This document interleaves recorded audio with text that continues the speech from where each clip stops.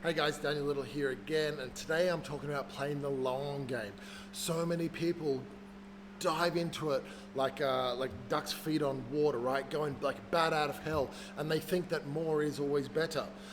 Most of the time, those people burn out because they're not enjoying it. They're going too hard and they're pushing too much.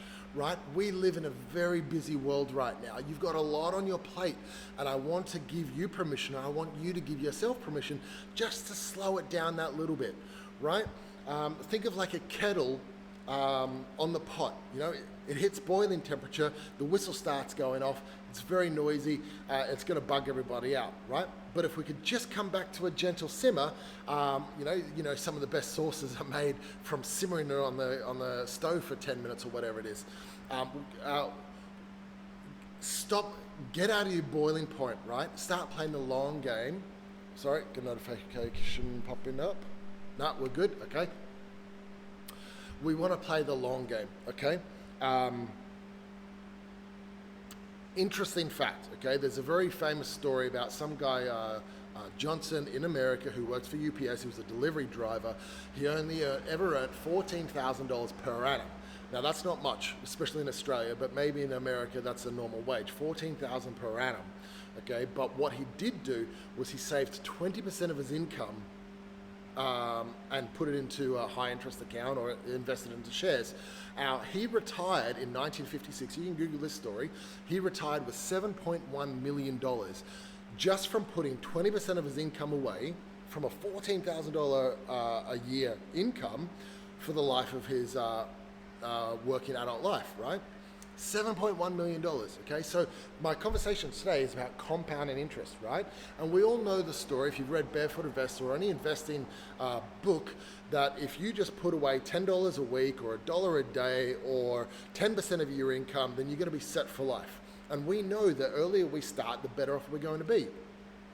So in fact, there's very big statistics on someone if they start putting it away $10 a week from the age of 17 versus starting at the age of 27 versus starting at the age of 37, and how much the difference is just from compounding interest.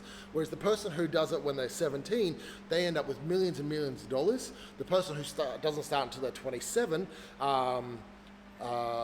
they have only a couple of $1 million, and then the person who starts when they're 37, they only have a couple of $100,000, purely because of compounding interest, right? So the earlier you can start, obviously the better for you. Now, that's all well and good for if you're 17 and you're watching this video, but what if you're 45? Well, then they start talking about, okay, so how much money do I need to put away to get my $1 million? And they talk like between $300 a month or $700 a month to catch up to that 17-year-old. In fact, you can never catch up to them unless you put in extraordinary amounts. So if you are over 35 or 30 and you're just starting your gym, or maybe you've fallen off the bandwagon, don't go balls out and push yourself, because there's a good chance that you don't have the lifting age to be able to create that foundation for you to go that hard. And you're better off just playing the long game, right? We're not trying to earn $1 million. We want to play the long game. And if you go too hard too soon, you're more likely to injure yourself. You're more likely to not enjoy it. You're more likely to burn out, and then you're going to yo-yo, right? So if you can just reduce everything by 20%, but increase the frequency from doing 2 or 3 sessions a week into doing 5 or 6 sessions a week, right? Make it enjoyable, whether it's French cricket or swimming or some social tennis or squash or something like that. Lift your heavy weights 2 sessions a week.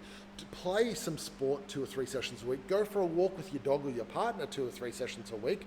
And now all of a sudden you've got something that's relatively simple and sustainable and enjoyable, and it's still better than doing nothing. Fun fact, if you put away $1 a day for 50 years, technically you've only put away $18,250, right?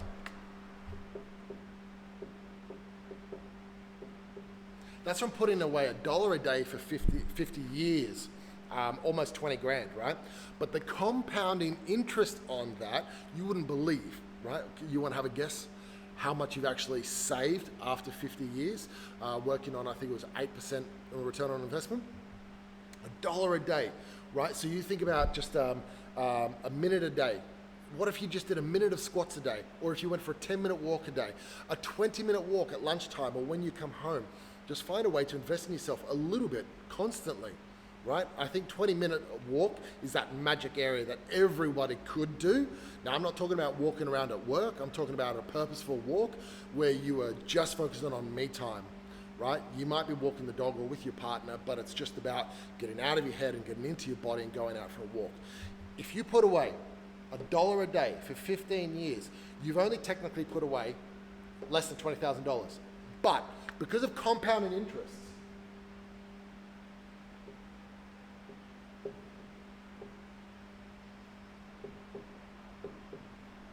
I think it's like $695,850, something like that. Almost $700,000 because of compounding interest. And all you've actually put away is $20,000, right? You can tell I'm not a fucking financial advisor or whatever it is. And this is not a financial advice. I'm just trying to give you an analogy to follow, right?